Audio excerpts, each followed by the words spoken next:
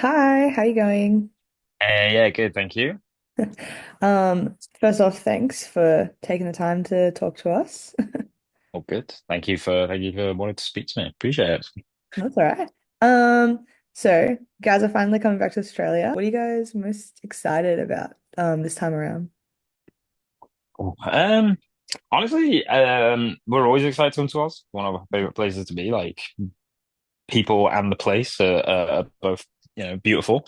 But specifically this time, I'm just stoked to be back out with State Champs because they're some of our best friends that we've made through music, and the first time that we like really bonded with each other was in Australia. No. So it'd be nice to like relive that a little bit. Yeah, I was going to ask as well, like you guys are coming with them again. What was it like last time that you toured with them? And like how has your friendship and like dynamic with them changed over the years? Honestly, the first time we came over with them in Oz was like one of the most memorable tours we've ever done. Like we got to drive a lot of it, and so it was all of us like hunched in this tiny van, just like stopping all the random fucking landmarks that you see on the side of Australian roads, and Yeah. going cliff diving and all that sort of stuff, and just like generally bonding and becoming good friends and listening to music and hanging out. And yeah, that was a very fond memory, and I'm just hoping to relive that again. But over the years, like we've toured with them so much, like whether it's been directly like on tours with each other or where we've been part of like festivals or whatever it may be.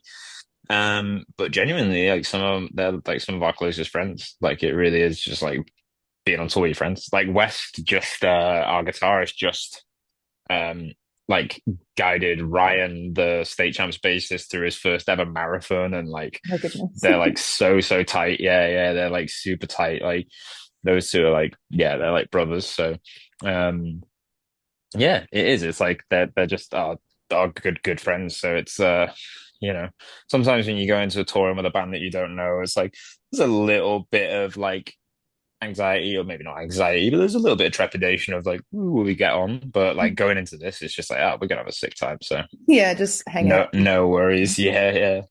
For fans, what can we all expect from this tour? Have you guys got any surprises in your set list, like, or really cool stage production? Like, what have you got coming for us? A stage production, I'm not too sure, just because um yeah, I don't think we're gonna go too crazy in production, just because I'm not sure what we probably fucking expensive. I don't know,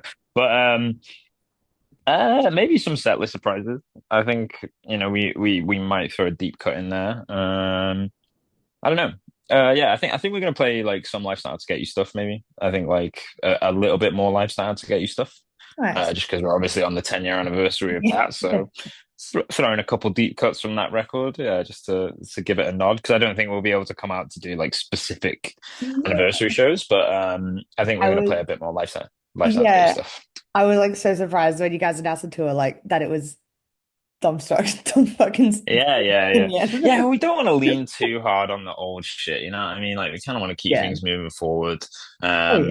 We did it with Rain in July, we just ended up beating it to death, and it just felt it lost its sort of the special feel to it, and it just kind of became a bit like a bit of a gimmick, you know. So we don't want it to turn into that too much. So That's true, but I guess comes save with that for the 20 year yeah. I guess when we're old and we need the coin. I guess with Rain in July, it like kind of comes with it being a lot of first people's like first listens as well. So Yeah, and it sort of commemorates like the start of the band yeah, as well. It wasn't just the 10 year of a record; it was like the 10 year of the band, you know. So yeah, yeah, it was a little different, but yeah, we learned a lot from that too. So nice. So with coming back to Australia, you guys were here not long ago. I did see you last time. You were here in Melbourne. It was great. So yeah. how do Australian crowds compared to like others worldwide, like say in the UK or in the US? Like, do you guys have any like standout memories from past tours here to do with like fans and crowds and the crowds and stuff? Crowds generally, I would say pretty universal. I would say America kind of holds the title for like the craziest. I don't know actually. To be fair, some crowds in Asia are fucking. That's the thing. Like America and certain parts of Asia are like so levels above it in terms of like how mental they go at shows. Like they put us to shame. They put yeah. So that's gonna be hard to top. But in terms of just like people in Oz, I think is what it is, and I think like the fact that Australians have a sick sense of humor, so they pick up on jokes, they pick up on. I think they share a lot of the same sort of sentiments that British people do, and so it feels like it's maybe a bit easier to connect with Australian Yeah. crowds. I feel like I can maybe be myself a bit more. Yeah. Um, and yeah, and Aussie Oz crowds tend to be a little bit more boozed up than like say American crowds and shit, which can be fucking funny. Like I Yeah. think my favorite interactions with Oz fans are like if I'm chatting to fans after the show Oh because yeah. they're so funny. Like I honestly just end up creasing at Australian people because you can hit them with like you can hit them with a joke or a bit of a roast and they will just be straight back with something double funny, like yeah. So it's more people, but the shows. You know, it's kind of it's similar wherever you go. You know, it's we expect people to march and to crowd surf and to sing along and do their thing. But I think like the character of Australian people is what makes it special. You get like even you even get some like good heckles as well, like just funny heckles, just because there's a good sense of humor. And I think that's the thing I like about Oz the most, to be honest. I just feel kind of at home with the people, and yeah, that's what I like. So I like interacting with an Australian crowd. Nice. No, I did have noticed that like after shows, like if we would go out to a bar, like and you see like Yeah, members of the band coming, we're already already in it, and they're like, yeah. yeah. You meet some interesting characters for sure. Oh yeah. But yeah, I love 'em. I love it. So I'm looking forward. I think I'm looking forward to the post show beer in a random bar, just as much as the shows, to be honest. Nice. Um, so with the shows that are coming up, are there any songs from the new album that you guys are like especially keen to play live? Um, yeah, I mean, like we've been playing the album for um, it's been out just over a year now, so we found our feet with the songs that do well live. Dumbstruck is a surefire winner. That's like that goes down super well. But I think off the new stuff, the thing that I'm always the most excited to play, and the song that just generally is my favorite song to play at the minute, rather than just like even just the favorite new song to play is We Need More Bricks. Like I think Mm. Bricks is just like it just has such a good energy to it. It has such a good movement to it. There's a fucking solid breakdown in there.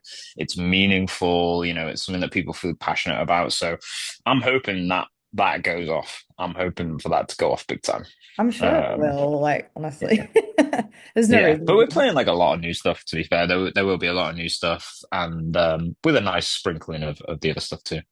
Nice. Well, with talking about like all the different kind of like eras you guys have essentially, um, your sound has evolved over the years. Do you see yourselves continuing to like change and push those boundaries, or do you feel like you've kind of like found the neck deep sound per se?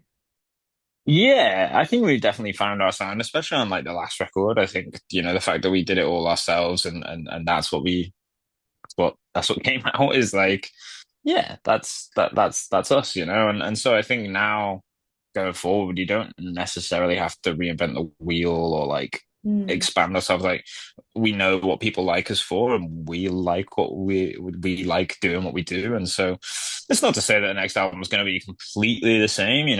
We're intelligent songwriters and producers, and so we know where it needs to go, or maybe how we need to treat songs to give them that lift. And yeah, I mean we've started working on stuff, and yeah, we're stoked already. So it's yeah, I think you'll have to wait and see, but it's not going to be a huge departure from the last one. But we just hope that it's just an elevation and a progression of that sound really, and maybe with the last album being so just like down the middle, fast, fun, energetic, just half hour of power. Um, that maybe we can expand a little bit on this other one. Like, maybe there can be a room for like a little bit more some other vibes in there. But Mm. for the most part, we know what we're doing. we got the mandate from fans off the last record. It went down well, and Yeah, so and we're happy doing that. So yeah, we're very sure of ourselves at the moment. nice.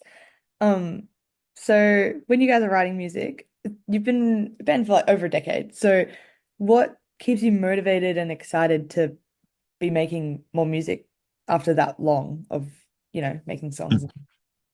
Yeah. Uh, Honestly, writing music is like the thing I love doing the most. I think it's the thing that we all love doing the most. Yeah.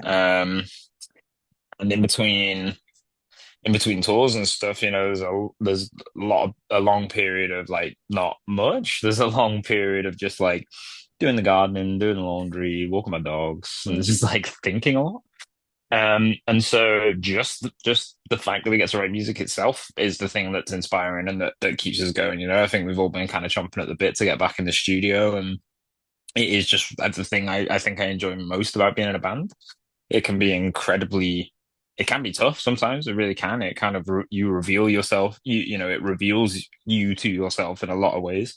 And so yeah, I love getting lost in that process. But other than just like the virtue of just like writing songs and enjoying that, like I think just like progression and growth and getting bigger and just like seeing what 10 plus years of being in a band, like what opportunities it can open. Yeah. Um, yeah, I think we're just, if we could just keep being ourselves and just see what comes along and hopefully it's cool opportunities. And I don't know, we're just trying to do cool shit. Like honestly, like I get just as much satisfaction as well as like from traveling and seeing new parts of the world as I do almost from